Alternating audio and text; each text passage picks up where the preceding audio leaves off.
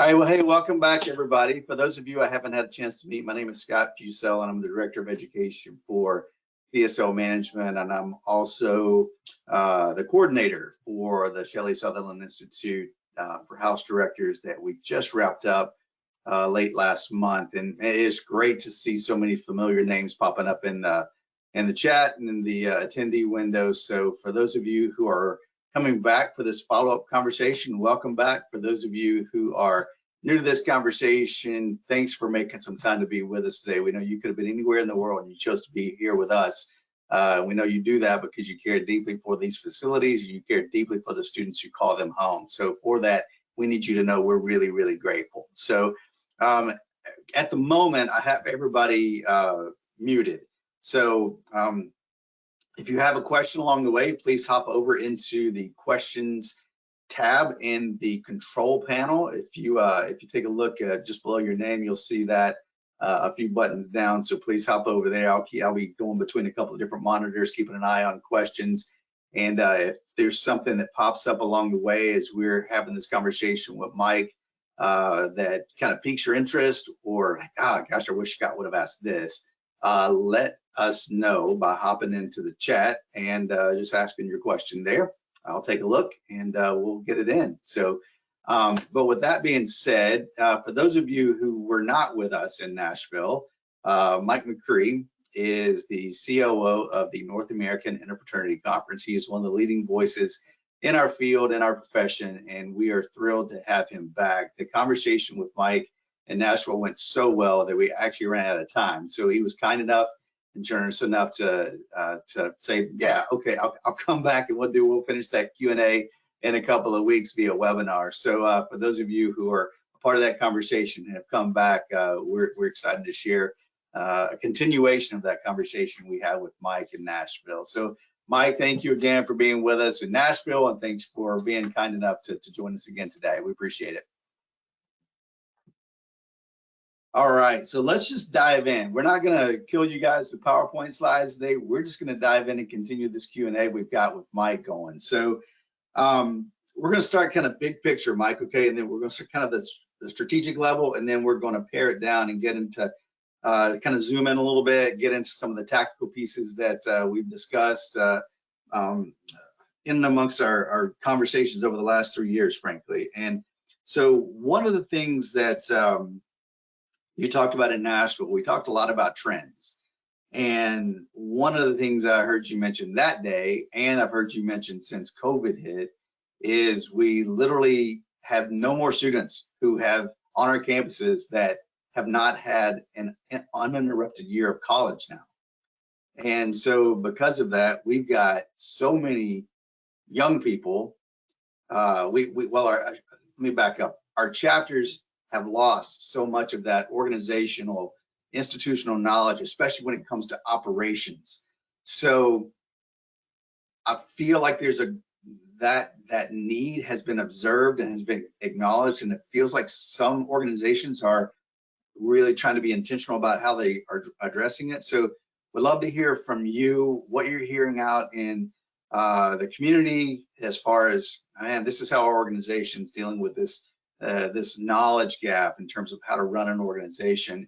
Would love to hear what you're hearing people are doing, and would also love to hear some of your suggestions that you would love to see organizations doing to kind of make up for that knowledge gap that is currently existing within our organization. So we'll start there.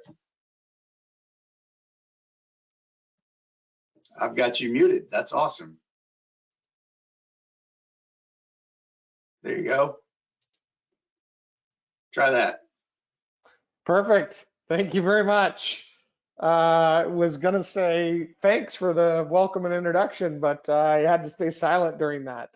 So let me start off with just a couple disclaimers, right? So one of the things is that I really value working with the house director audience, because I really think that no one knows more about what's going on in our chapters than house directors, because they live with them every day. And because of that, I have always found value in connecting with this group of individuals because they have a great pulse of what's actually going on in our chapters. And it's why I choose to volunteer my time with them.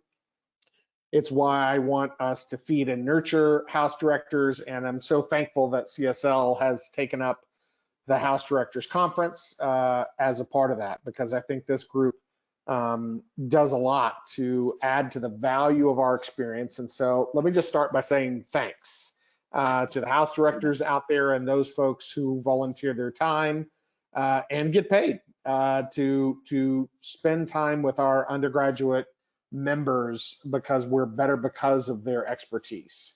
So that's an important piece to couch kind of my approach here. And you're correct, Scott. I think we have been concerned as an industry. We really think that, you know, coming into this past year, we really had seniors were the only people who had experienced a full year of the chapter operating as it had been or traditionally had been operating. Sure. And so that is a significant gap. And I think I mentioned in Nashville, while we certainly took a lot of our focus was on risk management and social events and making sure that the health and safety of our members is always paramount and very important as a part of that.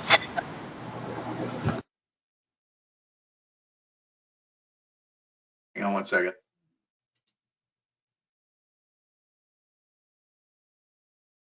I think I got you back. You have me back. Thank you very much. So while we have focused a lot on the health and safety, there are so many other aspects of our organization that are, you know, we're 30 days out before the start of college football, right? And the classic blocking and tackling that our organizations need to be able to do before we can run a West Coast offense is really important. And where I think people have been successful has been, number one, an all hands on deck approach, and to not assume anything. So even from me, I've been caught into that saying, well, of course they know how to do X, Y, or Z. And my assumption on that has been consistently wrong. Yeah. And I think one of the examples that I had shared in Nashville was I was working with an attorney council president who was in coordinating the IFC recruitment efforts and was attempting to coordinate that without any knowledge of ever participating in it himself. And, you know, there's the classic ones of once we had been meeting all virtually that people came together and like, oh, Scott, I didn't know you were that tall or you were that short. I've only seen this upper torso Zoom calls and don't have all of the other pieces. So I really think that it is an all hands on deck approach, and it is coming from that there are no assumptions involved in anything. And the easiest way to check those is just say, hey, have you ever done this before? Or do you know, right? And you want to make sure that you're teasing out, because at my age, I would, of course, A, believe that I knew everything, and B, would not be likely to tell you that I don't know when I don't know. So you want to be able to ask the questions that are able to determine, do you really know this or not? Or have you specifically planned an event like this before? And, or what have you learned from that process that you do differently this time? You know, those types of checking questions that would enable you to go, oh, Scott may not know this at all, so I need to go further back than I thought I needed to just make sure that I understand that he is tracking with kind of the assumptions that I have in play. And so I don't think there's ever a time that we don't want to do that. I also think this is a great opportunity to create new traditions. So we have some things that have worked for us in the past and others have not. This is a great opportunity if we're in, and again, I don't think it's like try not channel your inner parent of because I told you so, and rather how do you walk alongside or with and come from of, hey, Scott, I want to make sure that your event's really successful. What do you have planned? What are your goals of the event? How can I help assist with that? There's a way to go about that so that I get buy-in from you at the beginning and throughout, rather than, well, why are you doing it this way? And that's a horrible idea. And all of those kinds of things. Again, I'm a spectacular relationship and parent coach. I'm challenged to do that in my own relationships and my own child raising. But I have always found more success when I'm really taking what are their goals, interests, and needs, and how can I help couch it as I want to support you and help you be as successful as possible. And then through that, I can look to check assumptions and say, so have you done this before? And or where have you done it? Or what have we can learn from what's been done in the past? Or what would you like to make sure that we can do this time? Though that type of conversation, I think, will help us yield much better results throughout. Yeah, that gentle touch, the asking questions out of curiosity as opposed to being accusatory, so to speak, is there's a tweak to the way you ask that question to make that student, help him or her exhale before you start peppering them with questions. So I love that gentle touch, the softer hand, so to speak. And I love that this idea of not assuming anything. I mean, when you're talking about the blocking and tackling, we're talking about everything. I mean, everything's on the table at this point. I think about even our own organization, Beta Theta Pi, right now. We have our convention coming up next week, and they are actually engaging alumni to come back and help with a model initiation at the convention so undergrads can see how it's actually supposed to be done. Because we can't assume that we can ask an undergraduate chapter right now to come to the convention and show us what the model initiation might be, because we don't know. And it's not their fault, it's just the reality. So everything from how to run a meeting to how to set up recruitment to how to run a chapter meeting or an initiation, all of that stuff has to be on the table at this point. So I love, I think we always get ourselves in trouble assuming, and for you to say, take it one step further and say, you can't assume anything at this point, I think is really wise and an important thought for us to continue to keep into consideration. So, and then it allows you to show up as pleasantly surprised. You're like, oh, great. So you do know this and you've got this. Great. Let's build on that. And then I can get to quickly and sophisticated conversations around what do you really want to have happen and how can I help you make sure that that's as best of an event as it possibly can be. But there's some folks that are coming that didn't have any graduation experiences through high school, didn't have prom, didn't have senior trips, didn't have all those kinds of things. And even our assumptions about what their high school experience would have been may be off because of COVID and because of the differences in how states and high schools handled that, as well as colleges, universities. Yeah, couldn't agree more. So, all right, so there's a lot of heavy lifting to be done. We've never needed active alumni engagement more than we do right now.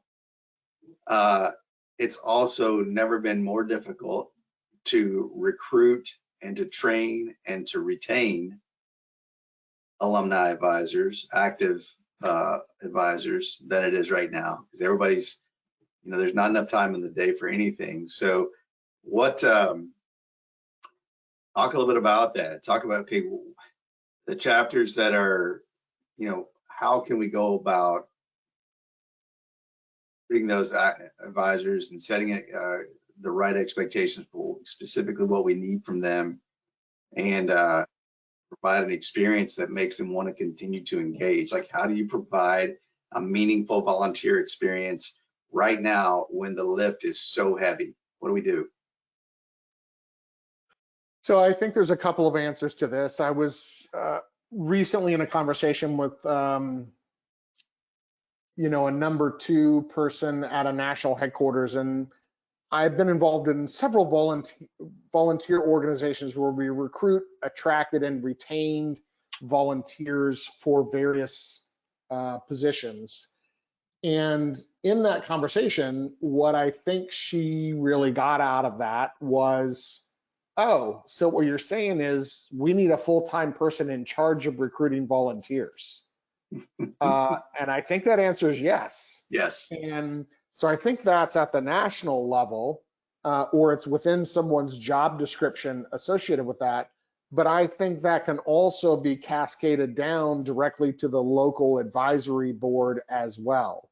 So I think there's a couple of things that are just embedded in this conversation. Number 1, we always see better luck with advisory teams than a single one person running the entire shop. And that is not to say that person is that one person, that one man or woman who is in that role isn't fantastic. But think what they could do if they had 5 more people, right?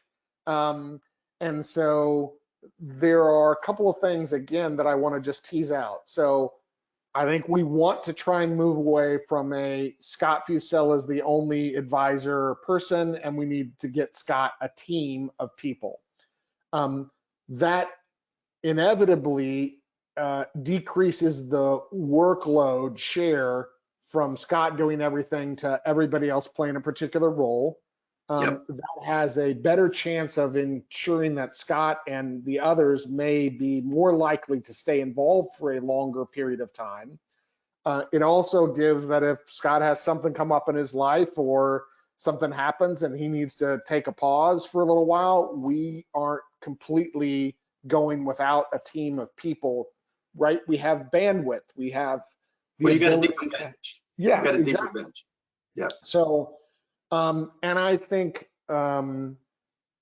so there are, part of the conversation is related to what does headquarters do and what does the local board do. I think the conversation can be very similar. It's just their different lens or their approach from each direction.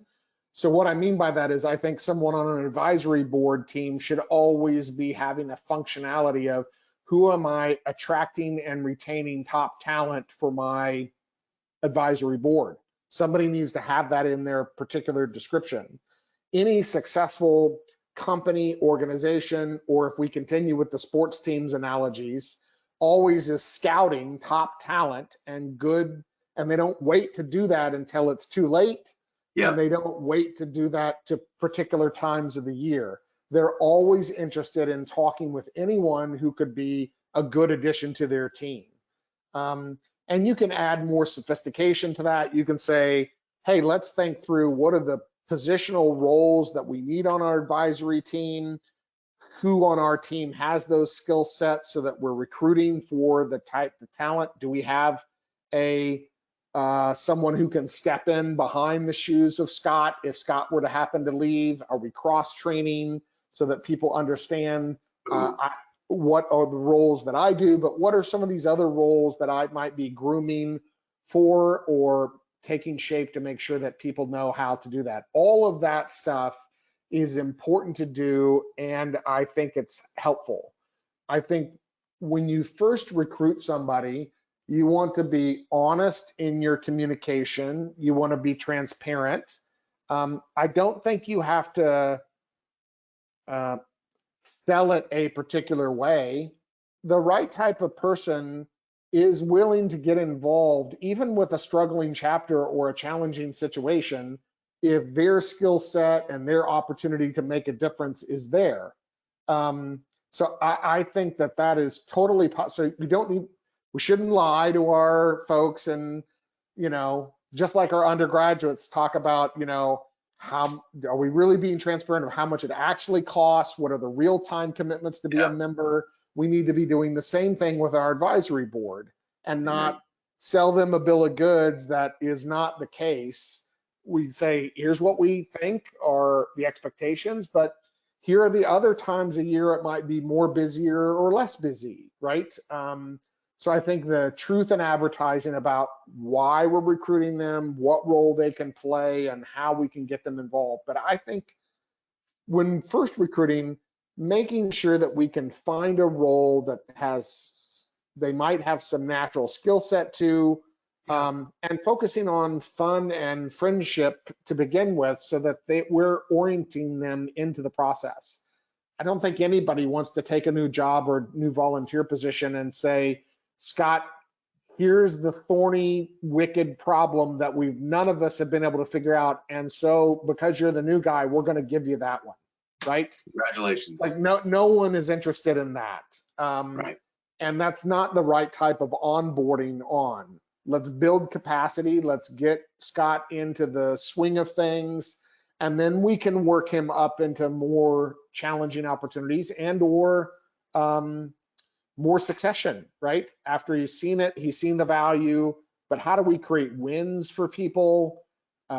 What type of involvement allows them to feel as though they're giving back and it's making a difference? That's going to be different for different people.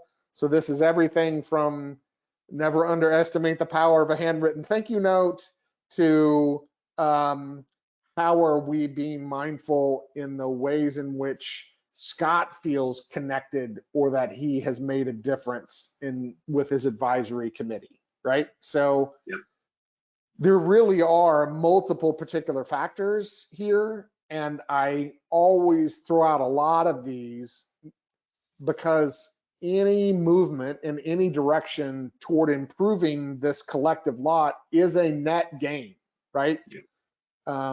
If we can raise the tide, all boats rise there, right? So that's part of it.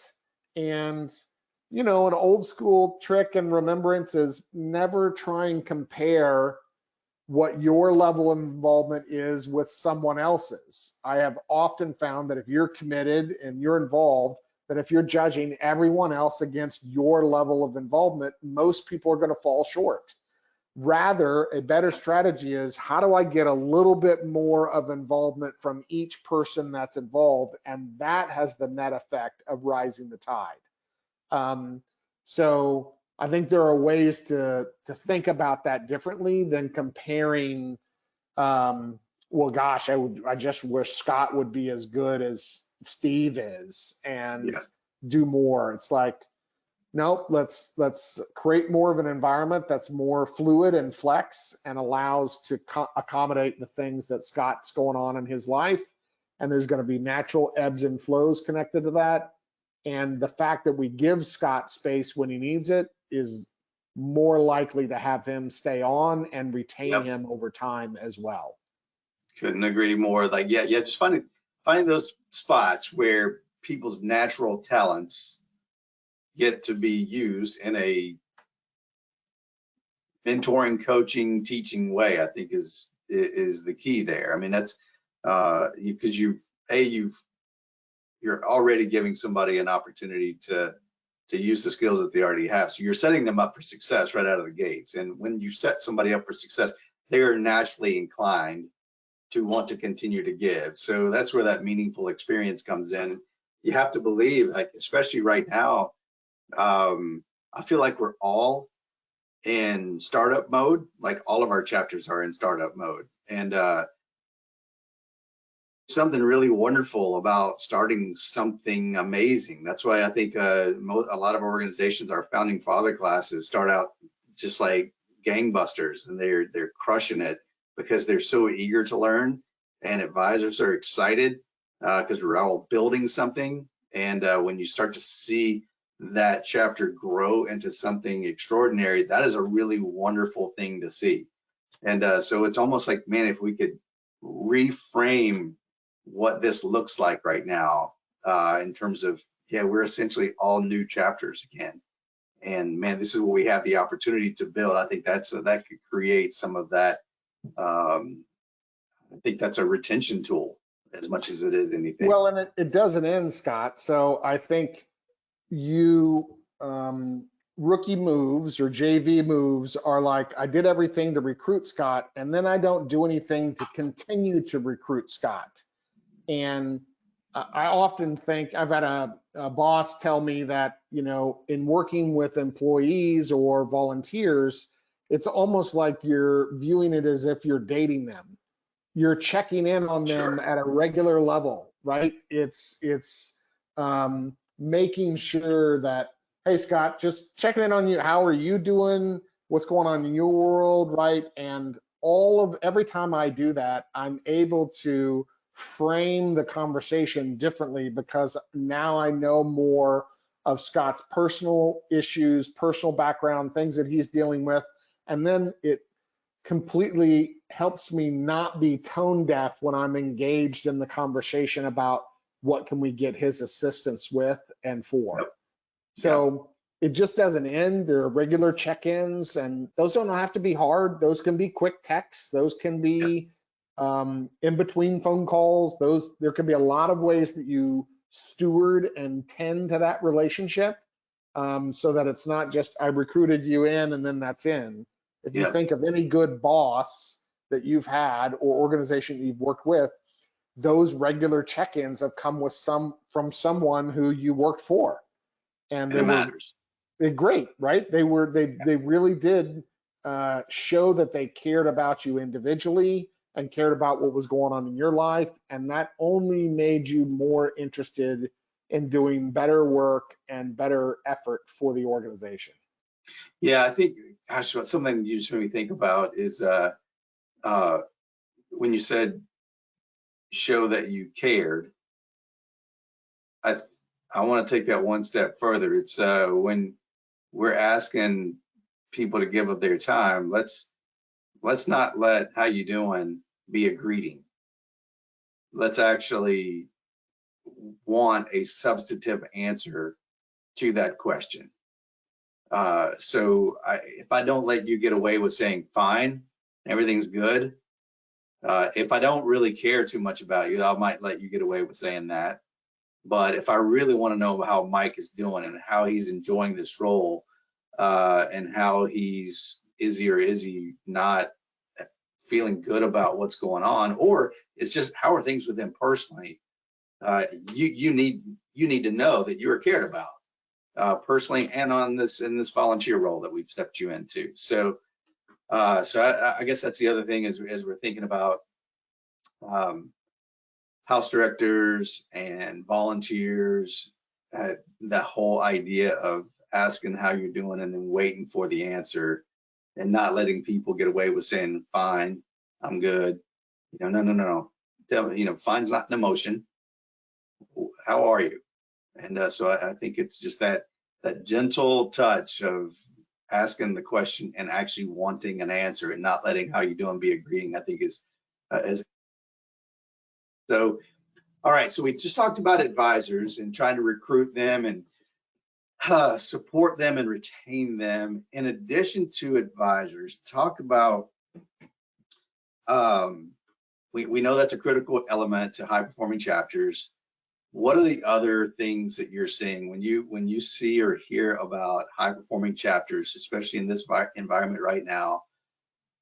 In addition to having really strong alumni support, what are some of the things that you're seeing them do well, or some of the ways in which they are receiving support that maybe we haven't thought about? What are the ways that a house director can step in? What are the ways that just the alumni or alumni that steps in the chapter house one afternoon? Like, what are the things that are happening with those chapters who are performing at a high level in a really difficult time?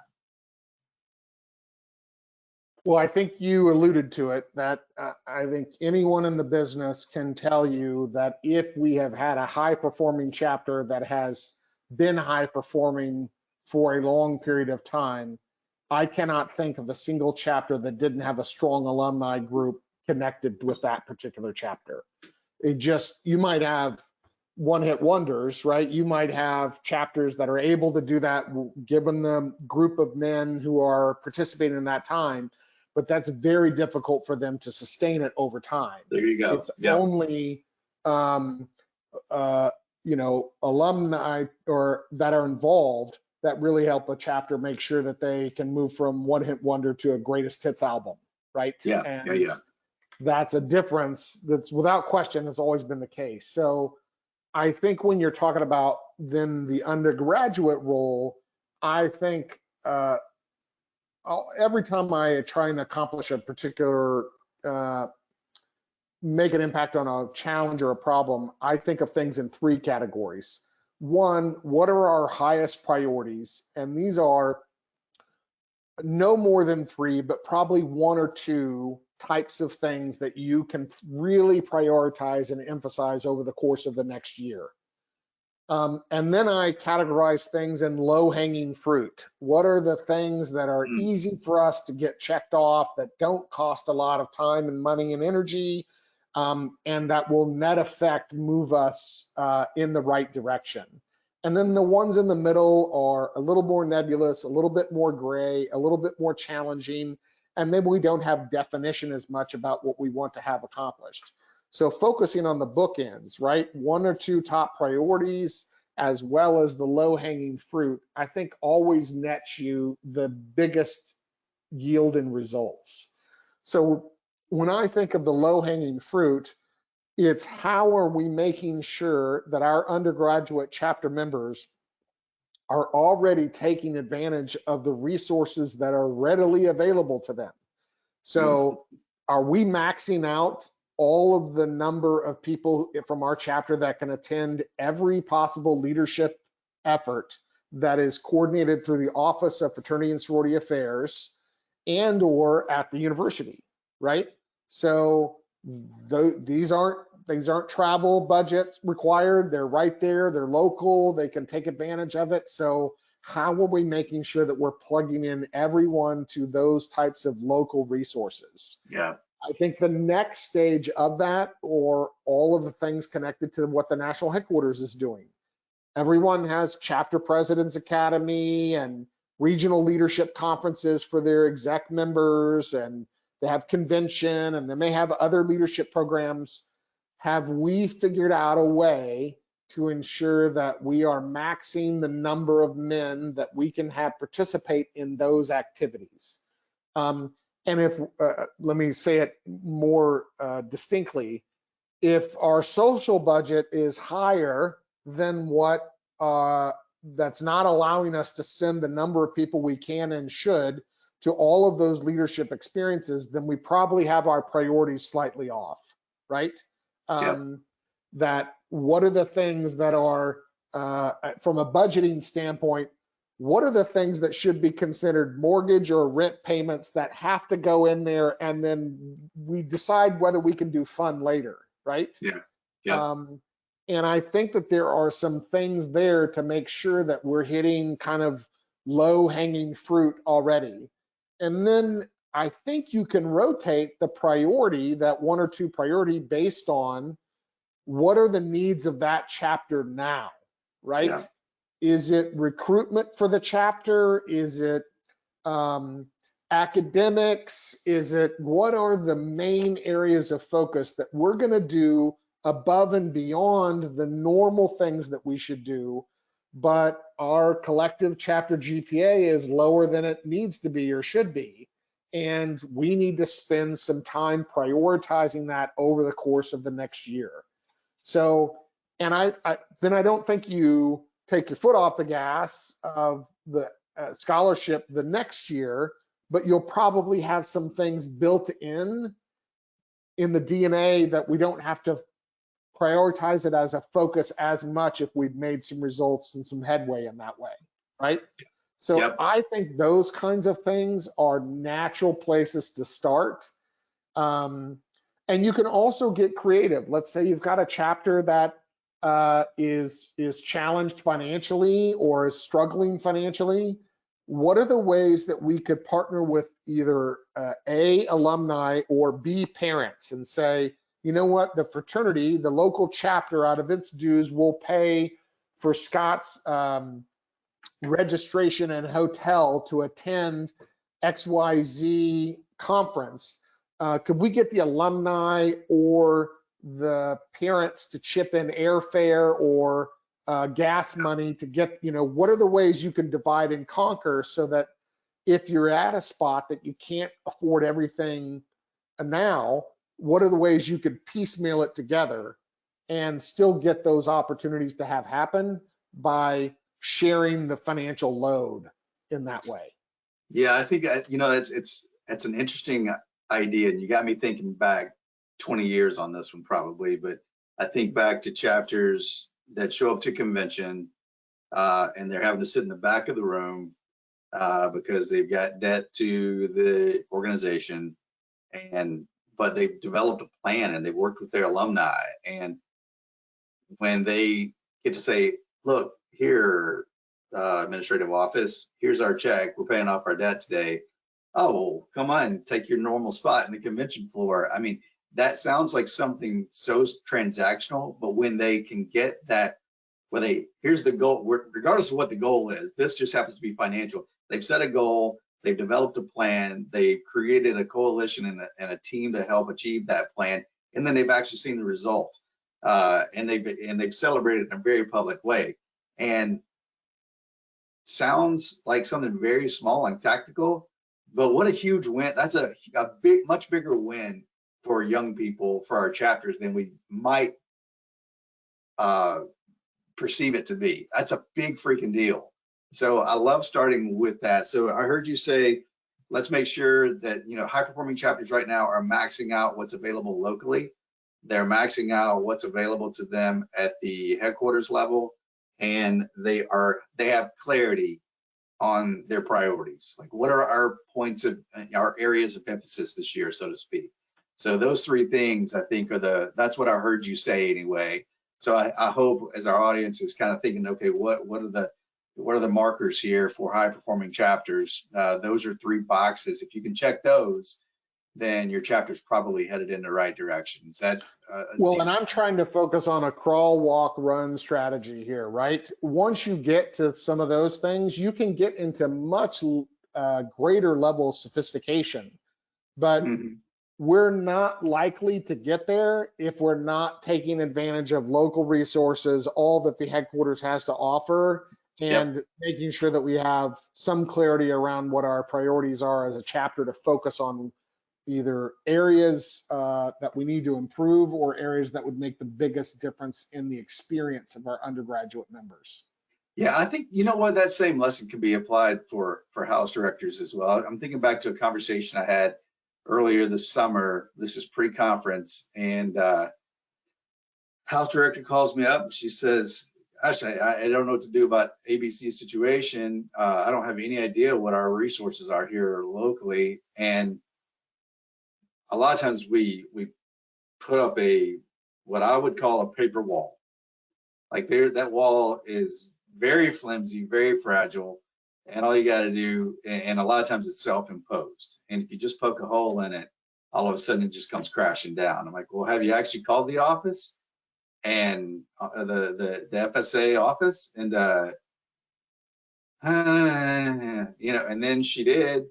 And had this, wound up setting up a meeting with the fraternity sorority advisor. And all of a sudden now her eyes and another one of her fellow house directors' eyes were so open to, oh my gosh, I had no idea we had a resource this wise and this eager to help us literally just across the campus. Well, I think and I didn't know that he could do this, so it was amazing. Like, a lot of times we don't know the resources because simply we haven't asked. And as soon as we do, game on. Well, and to your point, and maybe another way to think about the same approach that you're taking. So if I were going to come back and be a fraternity and sorority advisor at a college campus today, the mental shift that I would make is I would view all house directors and all advisory board and house corporation folks as part-time employees of the university. Hell yeah. And if I viewed them that way, even though they aren't, but if I viewed them that way, and I then took the approach of like, well, then how would I communicate with a part-time employee? How would I onboard them? How would I engage with them? How would I share with them about resources? I think that approach can happen at the headquarters. If I viewed all of our volunteers as part-time employees, how would I interact with them? And I think it can work from the chapter too. If Yeah. I viewed the headquarters and the Greek Life office as part-time employees that help our chapter be successful, how would I engage them? How would I communicate with them? How would I work with them? And that fundamentally often changes your approach of like, oh, well, I would totally do it this way then, if that Yeah, were the case, absolutely. right? I'd have regular Yeah. meetings with them if they were a part-time employee, right? What a concept. So that's an easy mental shift to have you think about things differently that can help inform like, oh, how would I approach this relationship differently? Yeah, I love that. Yeah, they should, if I'm the FSA, yeah, they're the house workers are part of my team, period. Because they've got, and to your point, and the reason I guess you take that approach is to your earliest comment when I first figured out how to get you unmuted. They have access and insight that we will never have because they're in it every single day. Why would you not want to have that person sitting around your table or in your huddle? So love that. One of the things that makes a lot of us really nervous is kind of the financial landscape right now. How do we make, when we're having to prioritize on so many levels what we are going to invest in, how do we help young people and their families justify investing in fraternity? And how do we as organizations help make this experience much more financially accessible? Give us some insight there. Great question.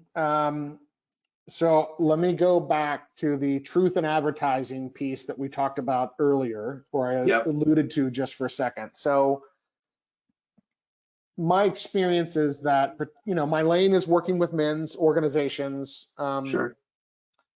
And I think sometimes that we, not intentionally, but just don't cover all of the things that are expectations to become a member.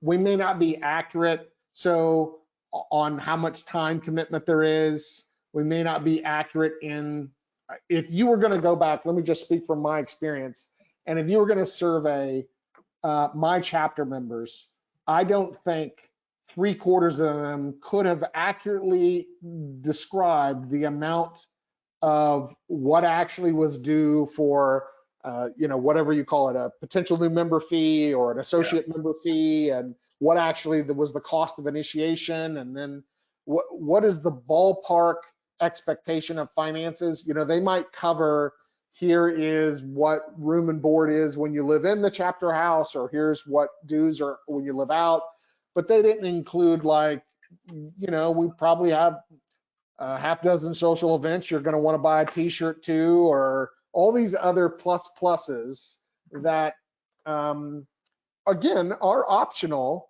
but they weren't couched that way or upfront with us. And I think we could do much better at communicating transparently about what those financial commitments are. And if we do that better at the beginning, then people know what they're buying, right? Yep. They understand that, and people can also budget and plan for that as well, because I might make a different choice this weekend knowing that this expense is coming up, right? Yep.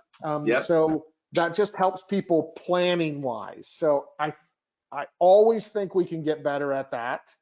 And I think the fact that all of our members would know the answers to that, so that if Scott and I are in the same chapter, he doesn't give a different answer than I give, we have the same consistent answer across the board, right? So I think there's a lot to be said for the truth in advertising.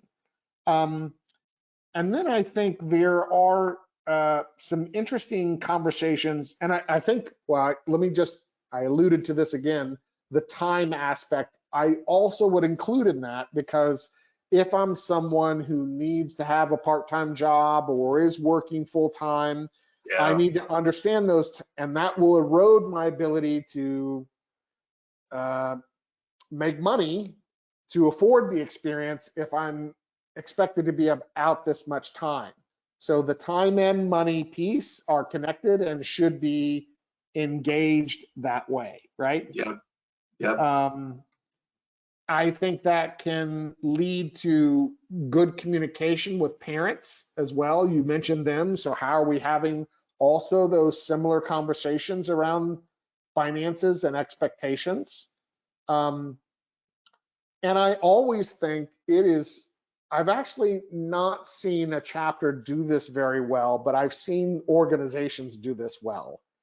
And it is the 1 to 2 pager, what do you get for the money? Yeah.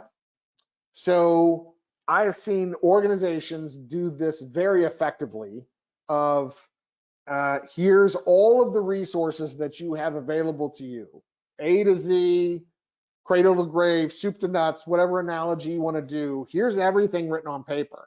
I've even Yep. seen this effectively from a fraternity and sorority life office at the university.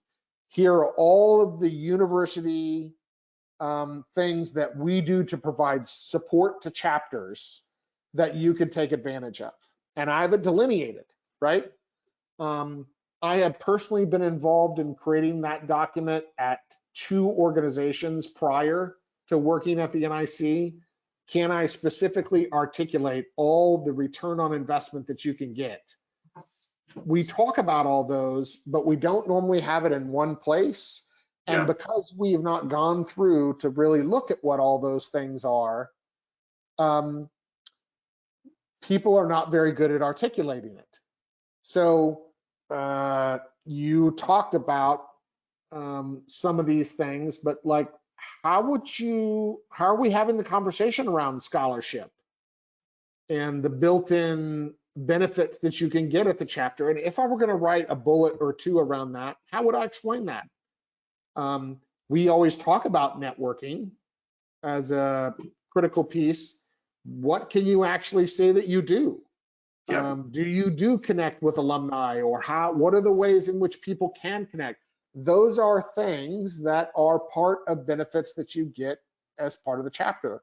It also is a very helpful exercise to go through, because then you realize, where do you have something to say and where don't you have something to say? Yep. And can you improve on that? I think that would get to a truth in advertising piece at a much stronger level to allow our potential new members and their parents to get a lot of their questions answered. I think one of the things I would add to that, and that kind of reiterates or kind of reinforces what you shared earlier about, we can't assume anything at this point.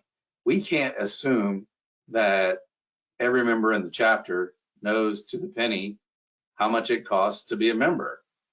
And so if I'm a prospect or a potential new member and I'm walking through the house and Mike's giving me one answer and Jimmy's giving me another one and Sally or Pete's giving me another one, I might leave there with 3 different numbers in my head in terms of what it costs to be a member. So I think what you're describing, that 1 pager, just to have that, especially for recruitment, that ought to be something. Even if I know, we should be prospective new member ask us, what's it cost to be a member here? Come here, Johnny, let me show you. And I've got a stack of handouts right there in the central part of the room. This is exactly what it costs. And here's what your dues are, and here's what your fees are, and here's what the t-shirts cost, and et cetera, et cetera, et cetera. You've got that right there. And now what's optional, what's required, right? You can break it down like that. All of those, and frankly, you could take that same approach, Scott, for the top 20 questions that a potential new member might have before they join. Absolutely. Right? And you should be. What does it take to be initiated? What does it, all of these things we can expect that a potential new member would ask, is fair for them to ask, and we should have consistency in our answers. Well, yeah, because in our recruitment process, it's not like, gosh, when I was in sales all the time, I just had to know, I was, I had to be able to tell a consistent story from client to client to client. In this one, we've got, if it's a healthy chapter numerically, you've got 150 members, you got 150 salespeople who need to be selling the same product, need to be selling the same features, advantages, and benefits. So it's very, unless you're going to sit down and have a very thorough recruitment workshop that goes over each of those pieces, which is difficult to get people to sit in on. Which they should. Which they should. The next best thing is to have that handout and take 5 minutes at a chapter meeting. Here's what you need to know. If we run into so-and-so, this question in recruitment, this is what you're going to do, period. So, all right. Pat, by the way, had some questions about scholarship. You touched on it a second ago. We're going to come back to that in a minute. So, Pat, I want you to know that your question, I did hear it loud and clear in your email, and we're going to come back to that. So, but I want to stay at the kind of strategic level at this point, just for a second anyway. Last question in this regard. So, we know that that the financial piece is difficult. We've got various messaging based on your experience going out, but what is actually attracting new members right now? Is there a message that this particular group of undergraduates really finds appealing, or is it really about getting back to basics and just making friends and inviting that person to introducing that person to your friends and then introducing to fraternity? So are we back at that point? Is it a blend of both, that there is something about what we offer that today's student really finds appealing, or is it really just about making friends? How do we, I guess one of the things that's driving that question, Mike, is I think about so many of the things that we've traditionally touted as, man, this is what we have available to you. They can get that a lot less expensively in other organizations or through the university at this point. So what message is selling right now? What are the top 3 things we need to be telling new members, or that they currently find appealing? I do think that the relationship piece and why people join is because they like the men and they feel at home. And I still think that's why people join. I do not know of anyone who says, oh my gosh, they had a spectacularly awesome house, but everyone who lived in there was a jerk. I don't find people joining those organizations. Conversely, I don't think that all those guys were awesome. They were super cool, but did you take a look at their curtains? I don't hear people saying that either, right? So it is always about the relationships and feeling at home and feeling that I found a connection of people that I have something in common with and get along with. So I think our primary focus needs to be on relationship building and helping people feel at home. And, there's all kinds of things. Does it help me feel more at home when you remember my name, Scott? Does it help me feel at home when you're asking what I care about and what I'm interested in? I often think in recruitment, our men are not good at conversational skills and don't practice for the interview. And I find this comically, our initiated men, our existing men in the chapter, do not practice for recruitment like they would for a job interview. And I think they should. Yeah. When you practice for a job interview, you attempt to think through what are the questions that they might ask and what might be my possible answers to those. I generally don't find people who are successful, I don't find people that are successful if they just come in and think they're going to nail this interview without any preparation. And I think most college students know I need to do some practice or prep for that. I wish that also carried over for all of the things that we would do in recruitment prior to us doing a recruitment event. And it's to your point exactly of like, if we actually trained everybody on those top 20 questions that are likely going to be asked, and then when you get to sophistication, I think intuitively our men understand that if Scott's interested in kayaking and Jeff is interested in kayaking, I should put both of them together so that they can talk about what they have in common.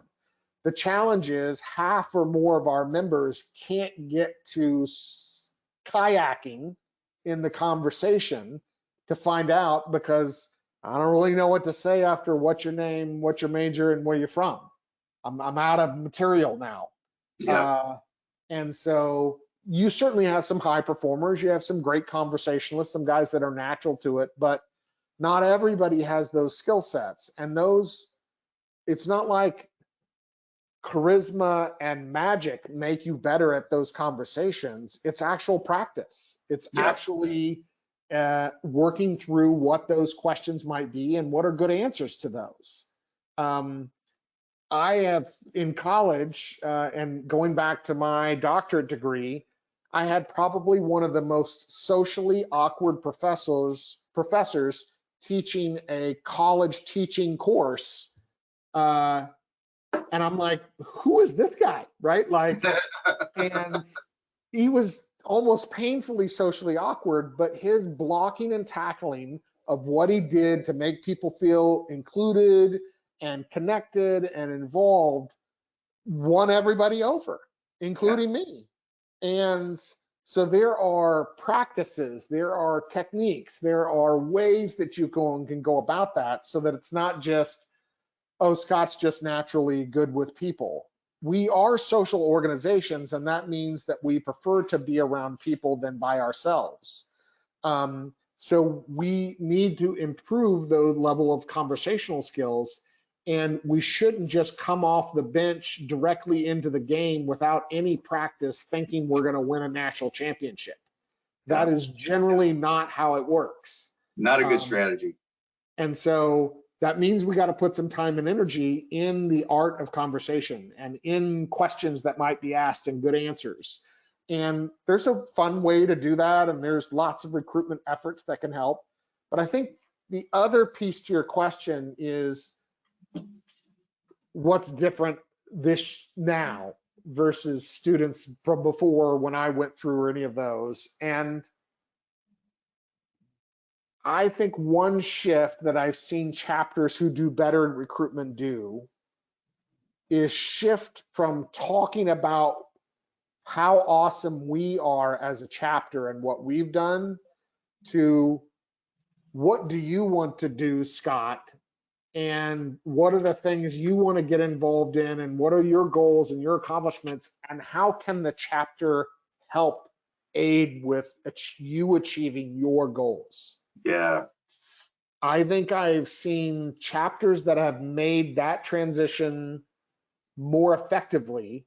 And this permeates everything from their social media marketing to how they're talking about it and engaging in conversation. If they take a better stance to viewing you as the customer and thinking about how can I help the customer get what they want and need, that is a mind shift that has me be more successful in recruiting because I'm paying attention to your needs and wants rather than we're awesome and you should come join us, which really doesn't care about your needs and wants.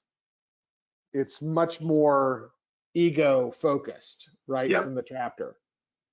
Yeah, you talked about practicing answering the questions earlier. I think the other side of that is we've got to get better at practicing asking the questions. is where you're at with this. I think back to, you know, many of the folks on the call probably remember Tim Russert, who was one of the leads at NBC News for years and years and years, and was such an incredible interviewer every Sunday on Meet the Press. And somebody asked him, I read in his book that somebody asked him, like, you know, why were you so good at your job? And he says, because I was more concerned with being perceived as being interested than interesting. And I wanted to know more about Mike than I wanted Mike to know about me. I didn't really care. Like, I don't really care that Mike thinks that I'm interesting. I want Mike to know that I'm really interested in him. And when we talk about, do you feel like, does this feel like home? That's how you start to make people feel at home. No question. Feeling that connection. So, and it's better recruiting too, because then I'm getting more information about Scott and what he cares about and what he needs and wants to know whether he would be a good fit at this chapter. absolutely. And I don't do that by just sharing all the accolades and the awesome stuff we are. I actually get to know Scott. And by doing that, I'm asking questions to get to know him better. And that allows me to hear him say what he means and thinks and feels. And that helps me make a better determination through recruitment to begin with. Yeah. One of the things I hope people, the house directors and the other folks who support fraternity sorority housing and the experience that are on the call, I hope they take away from this is that the connection and the relationship is still paramount.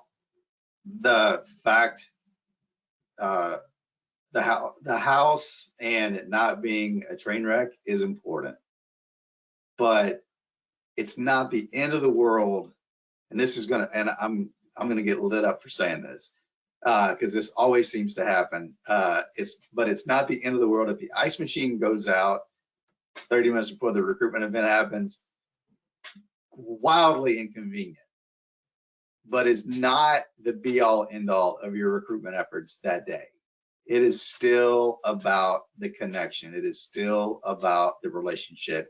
If your grand piano is out of tune a little bit, it's too bad. It's still about the connection, still about the relationship. If maybe that other summer project is still wrapping, still 2 weeks away from being finished up, that renovation in the chapter room is still a little bit off.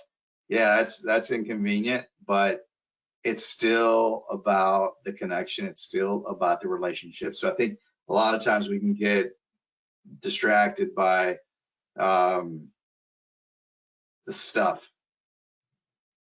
And the stuff is actually right here if we're doing fraternity and sorority right.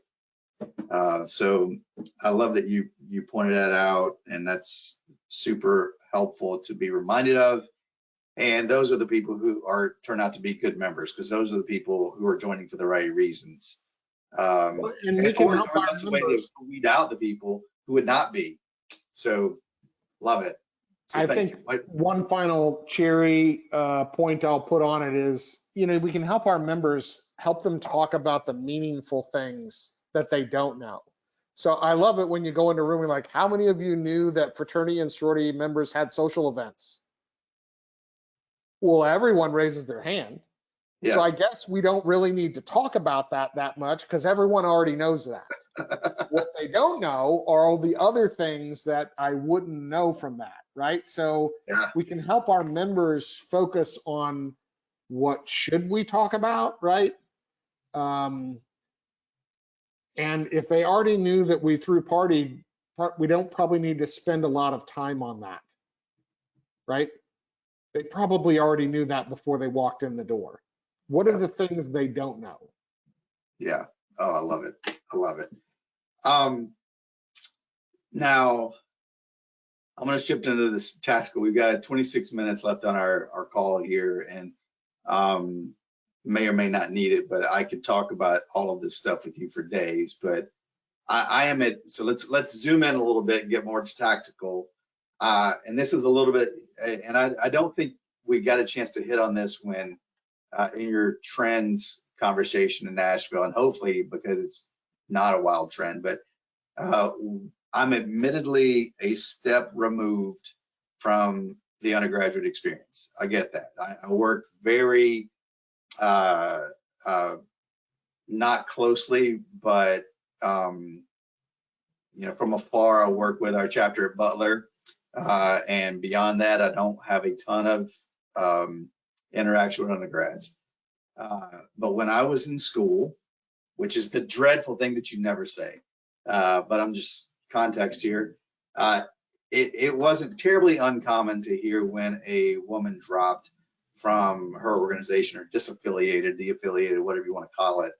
But I never remember hearing men drop, especially post initiation. It feels like I'm hearing more stories of men dropping, and I know this is your lane, so I want to ask you a men specific question here. But it's not just, my little small sample size at Butler. I'm hearing other stories of men dropping. And is that a trend that I'm just hypersensitive to and don't get it? Or is that a trend that we need to be really concerned about? And if so, what are the things we need to do to make a shift and change that trajectory? Multi-pronged answer here, right? Sure. Lots of layers in this because we have not gotten here overnight. We've gotten here over the course of years, and will likely take years for us to get out of the situation that we're in. In short, the number of universities and men that have wholeheartedly adopted sorority style recruiting, I feel like that is 75% to 90% of most campuses. It's a very high number. And I want to clarify that, Mike. Hang on. So you're telling me that 75 to 90% of campuses do a formal recruitment process that they attract a majority of their members into their organization. Okay. It's a lot. Yep. Now I'm ballparking on those numbers, right? But it is harder for me to tell you campuses that actually recruit year round. And I'm in lots of conversations at the interfraternity council level. And when I hear words like pref night, snap bid, even bid, sometimes that word versus invitation. And, we have a lot of men's chapters and men's communities that have adopted women's style recruitment. At no point do we have anything written or explained about that at the NIC. We support year-round 365 recruitment. And in fact, we believe that it would be difficult to point to, if you think of a successful company or a successful organization, or to my points of the athletic team, they recruit year round. They do not wait to, take your company, IBM, right? Accenture, any successful company that you want to name and say, do they recruit 1 or 2 weeks out of the year? And that's all they do. And that answer is no. They have all constantly looking for talent throughout the year. And there are challenges when you do that. Assuming that Scott's available those 1 or 2 weeks out of the year, he didn't have anything else going on, right? Yeah. All of those things are embedded in that not working. Yep.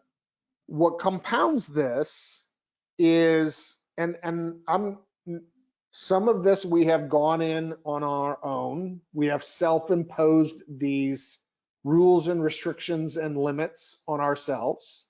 And other times, I think it has been more organized by the university. And both are under the illusion that it's easier. So let me say it this way, Scott.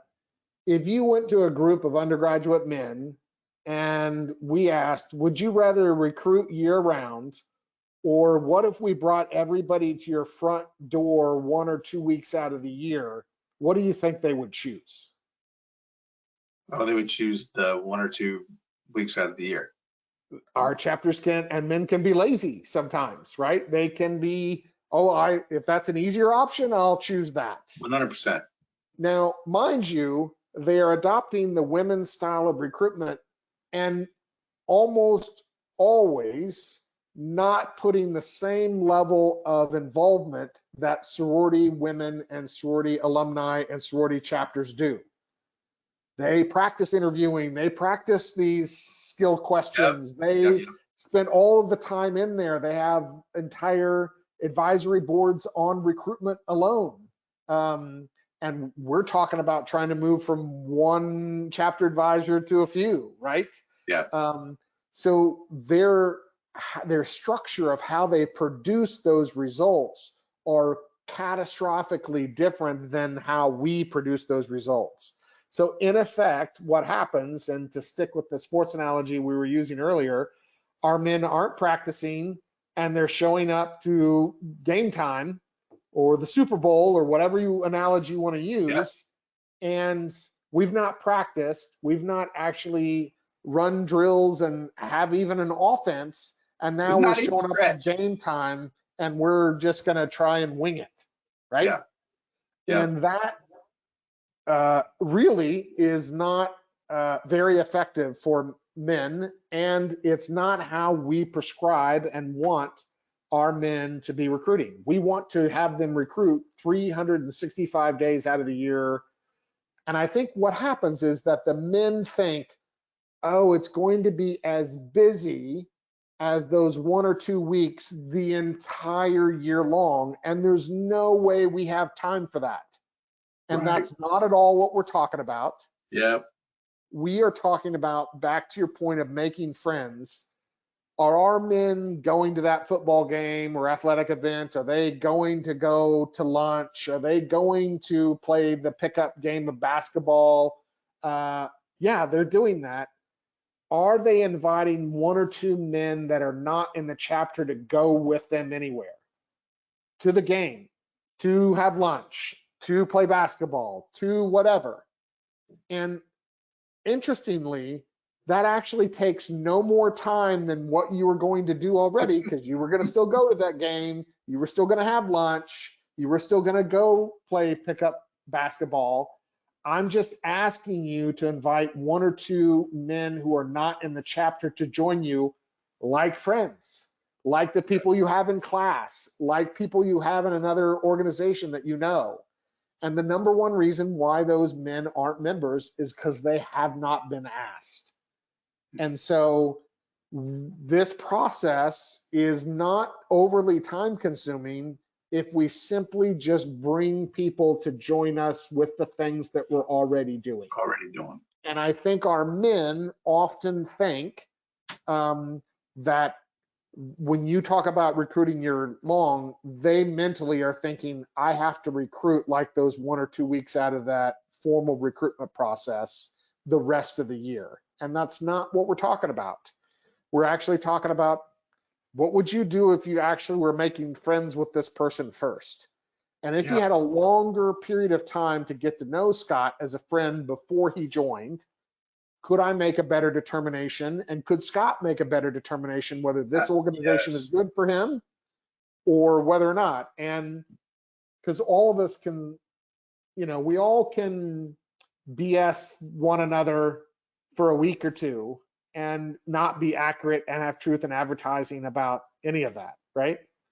That can happen both from the chapter to the potential new member and the potential new member to the chapter. And all I have to do is ask, do you have any men that are in the chapter you wonder how the hell they even got in there?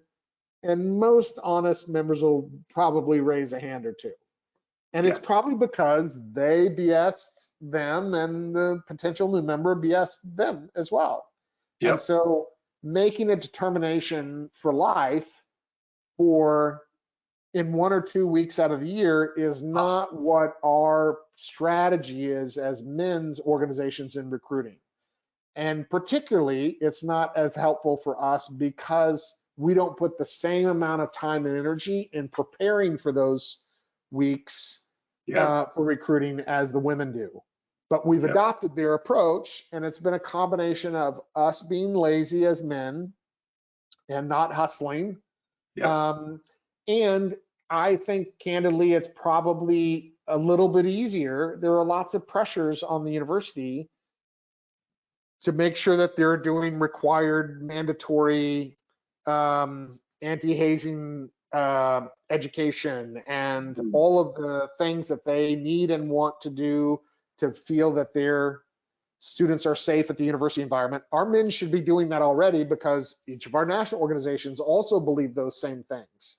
So there's nothing wrong with those messages, but I think people feel like it's easier if I got them all in one room together that I could give them that talk rather than if everybody's doing their own individual events. And if nothing else, Zoom has taught us that, you know, you have the opportunity to deliver that in multiple different variety of environments now.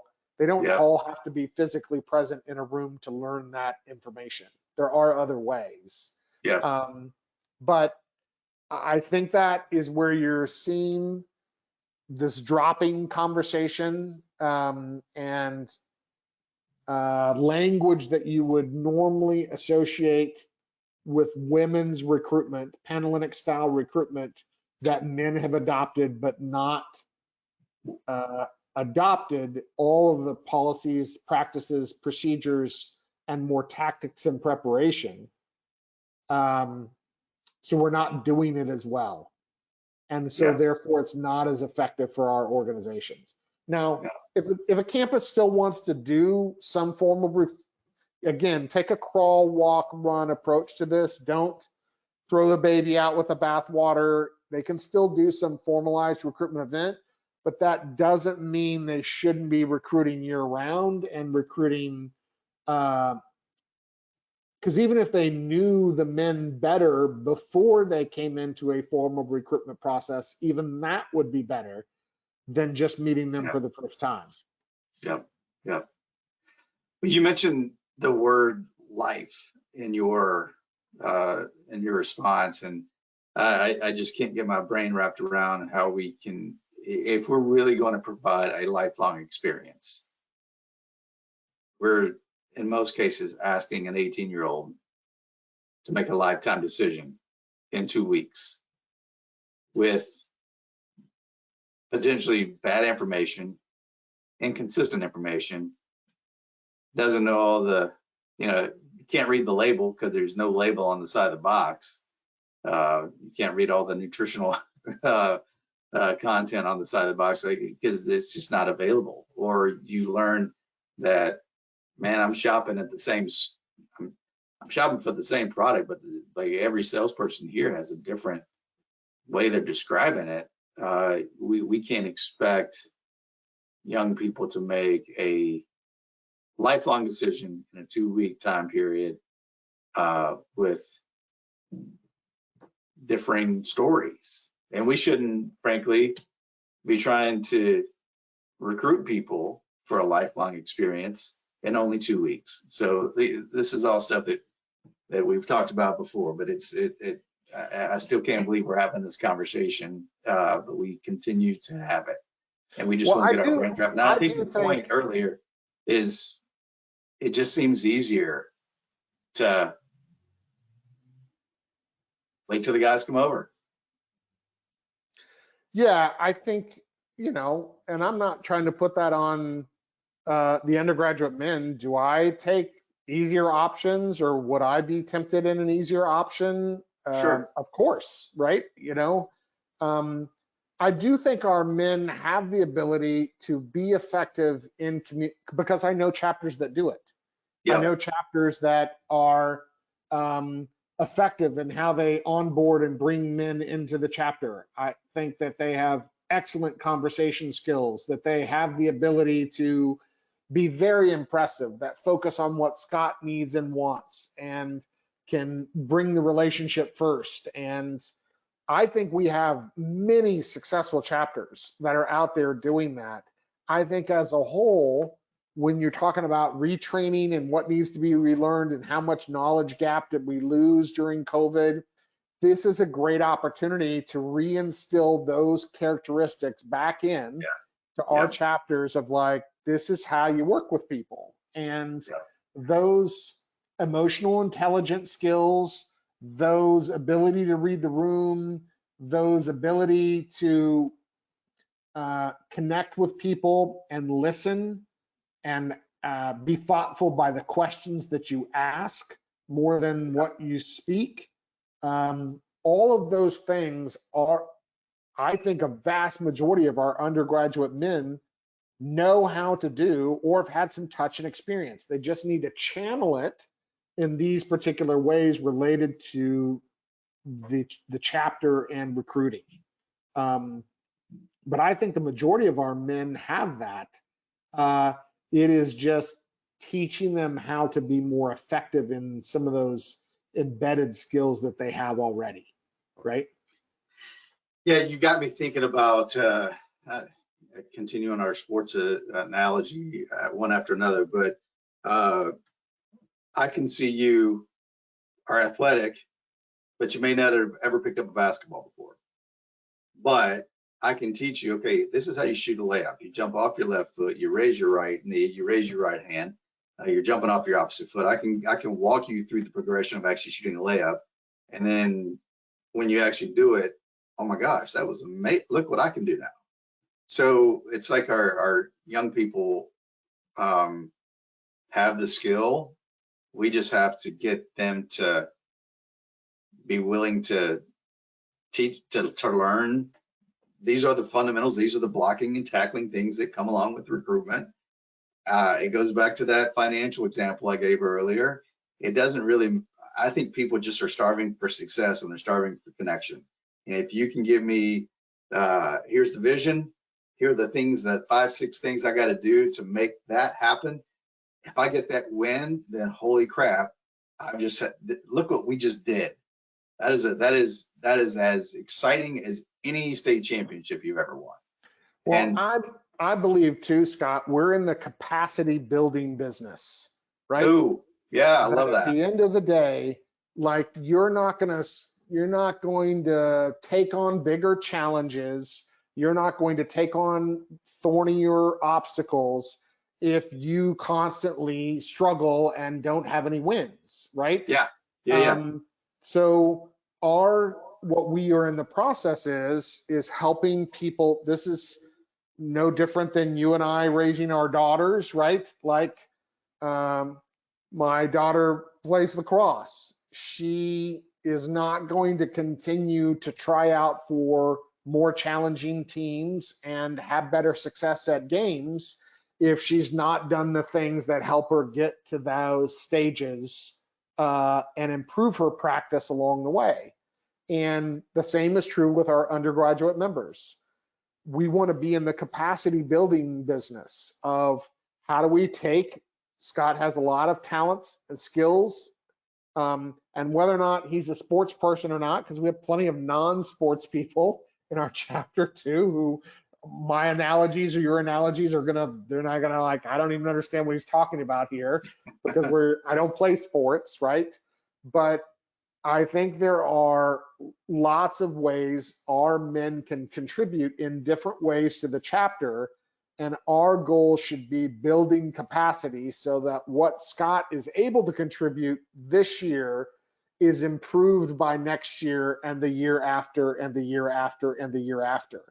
And that if we're in a trajectory of sending Scott on to the right place, we are making sure that he is able to do more than what he could do last year and has more reps to build on that experience. And Scott's not going to take on that big challenge if he doesn't have that capacity building, which in code, what I mean by that is wins and losses and times it did work and times it didn't work and having to pick yourself back up and make amends and sweat equity of how much time am I putting in on this?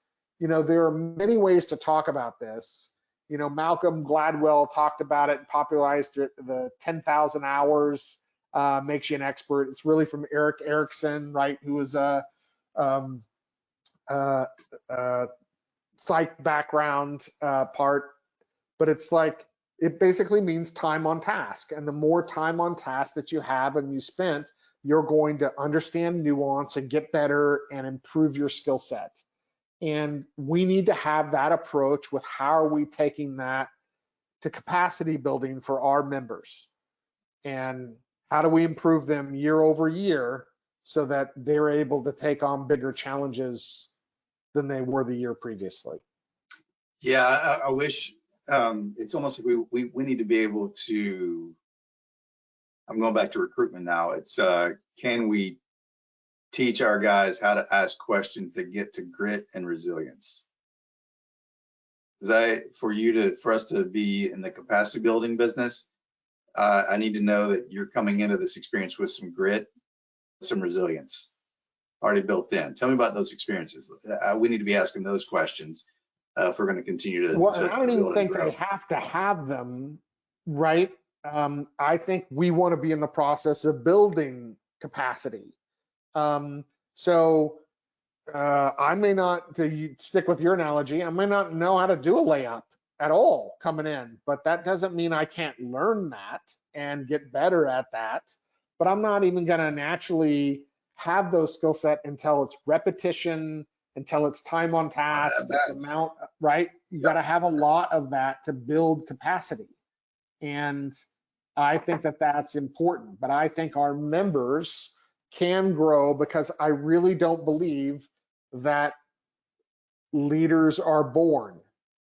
I believe leaders are made. I do not think they go through the baby ward and go leader, not a leader, leader, not a leader. I think if you want to get better at this, you can improve your skill set and can gain capacity. And I think our organizations are an incredible environment to do that with. And I think we have a lot of opportunities that help us be successful in building capacity there. And I wish we took an advantage of that, as many opportunities as we possibly could in every area that our chapter needs and wants to be better at. That is the perfect wrap. So we're going to stop there. I love this whole idea of helping build capacity. And I think we're all part of that, whether you're at the NIC or you work for CSO management or you're a house director or a volunteer. Our job is to help these young people build capacity, experience connection, experience community, and have a lifelong, not a 4-year experience. Like if it's we used to talk all the time, the blessing and the curse of doing the recruitment the way we do it is if you've made a bad decision, that experience only has to last you 4 years.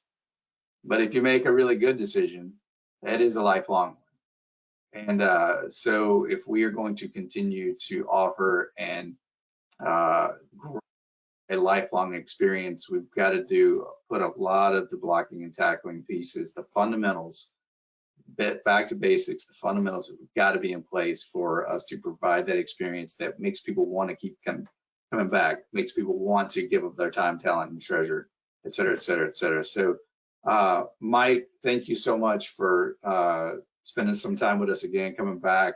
To everybody who joined us, thank you so much for being back with us. We will be back with our next webinar, next follow-up conversation in a couple of weeks with Danny Weatherford from the NPC, the CEO of the NPC, and we look forward to having you back then. And until then, we'll say goodbye. Thank you again for all you're doing. Thank you for being with us, and we'll talk to you soon. Thanks so much, Scott. Great to be with all of you today.